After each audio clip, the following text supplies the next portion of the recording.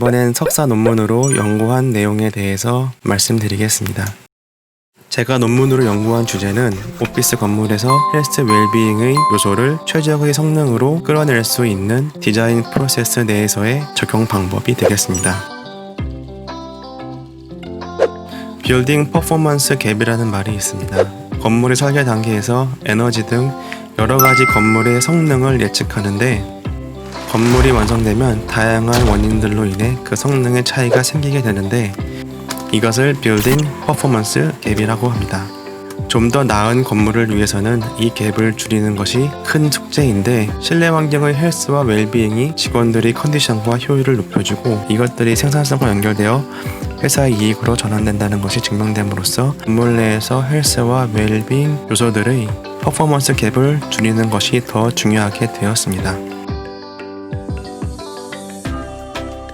이 논문의 첫걸음은 그 갭을 줄이기 위한 보다 실질적인 방법을 찾기 위해 시작되었고 건물이 디자인되는 과정을 포함한 건물의 총 라이프 사이클을 들여다보며 그 방법을 연구하게 되었습니다. 이 연구를 위해 필요한 가장 이상적인 것들은 건물 디자인 단계에 참여하는 사람들의 의견과 헬스와 웰비잉의 컨셉을 적용시켜 리모델링한 오피스 건물이었습니다. 건물의 디자인 단계에 참여하는 사람들의 의견은 헬스와 웰비잉의 요소들이 건물 디자인 과정에서 언제 어떻게 얼마나 중요하게 적용되는지를 알고 그것을 통해 보다 효과적인 헬스 앤 웰비잉의 적용 방법을 분석하기 위함이고 헬스 앤 웰비잉의 컨셉이 적용된 리모델링을 한 오피스 건물은 리모델링 전후의 실내 환경을 비교하고 그 안에서 생활하는 사람들이 느끼고 체감하는 헬스와 웰비잉의 변화를 분석하여서 어떠한 변화가 더 효과적이고 체감적인지 그리고 어떠한 것들이 그 반대인지를 알아보기 위해서 필요했습니다. 논문의 연구를 위한 인터뷰 대상자는 건물의 디자인부터 완공 그리고 인유주 단계에 걸쳐 관여하는 사람들을 4집단으로 구분하여 총 14명을 인터뷰하였습니다. 논문 연구의 조건에 맞는 오피스 건물을 섭외하는 것은 쉽진 않았지만 윌키슨 아이어라는 건축 설계 회사가 섭외되었습니다. 하지만 연구의 반 정도를 진행하였을 때 일정의 차이로 그만 취소가 되고 말았습니다. 그래서 인터뷰 질문을 추가하여 45분의 인터뷰로 계획을 하였고 그와 동시에 설문조사도 계획하여 연구를 진행하였습니다. 이렇게 연구한 결과 건물의 헬스 앤 웰빙 요소를 잘 적용시키고 최적의 효과를 내기 위해서 3가지가 필요하다고 분석이 되었습니다.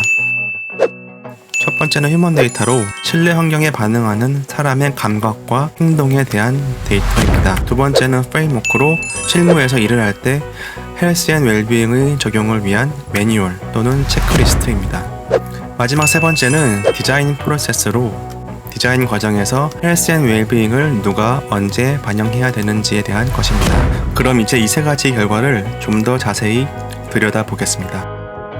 첫 번째는 휴먼 데이터입니다.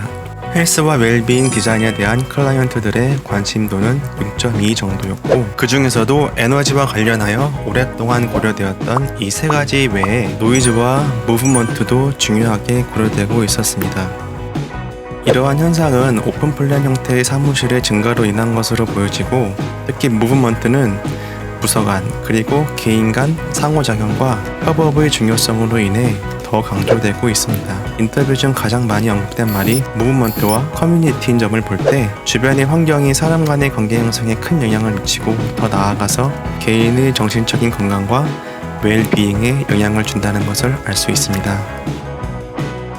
이러한 실내 디자인이 사용자에게 보다 최적화되기 위해서는 다양한 방법을 통해 사용자의 행동 패턴과 실내 환경에 대한 반응을 측정하고 데이터화하여 디자인에 반영할 수 있어야 합니다.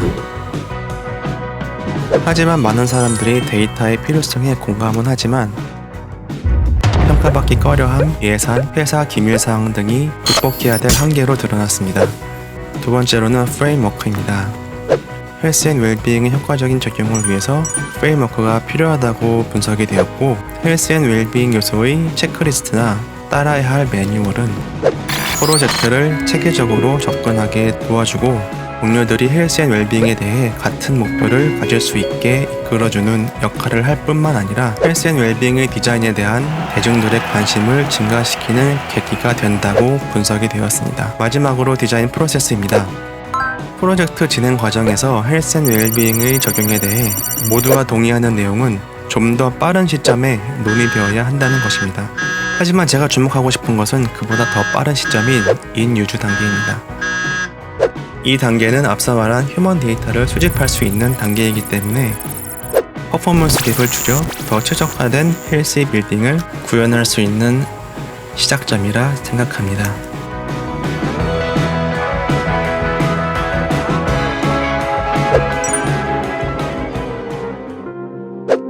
아프리카에는 와카워터라는 것이 있습니다. 물을 뜨러 몇 킬로미터를 가고 그마저도 깨끗하지 않는 물을 뜨는 대신에 공기의 온도차를 이용하여 이슬을 맺히게 하고 그것들을 모아 사람들이 쓸 수 있게 해주는 것입니다. 이처럼 저는 제가 공부한 이 분야를 알고 유학을 가게 되었을 때 이 워터워카처럼 사람들에게 꼭 필요한 건강이 머물 수 있는 그런 공간에서 우리가 살 수 있었으면 좋겠다고 생각했습니다. 다행히 세상은 그런 방향으로 조금씩 변하고 있고 건물을 위한 건물이 아닌 사람을 위한 건물들이 하나씩 생길 것입니다. 그 안에서 우리 모두 다 건강히 행복했으면 좋겠습니다. 마지막으로 UCL 첫 수업 때 제가 자기소개를 하면서 말했던 것을 남기며 마치겠습니다. 감사합니다.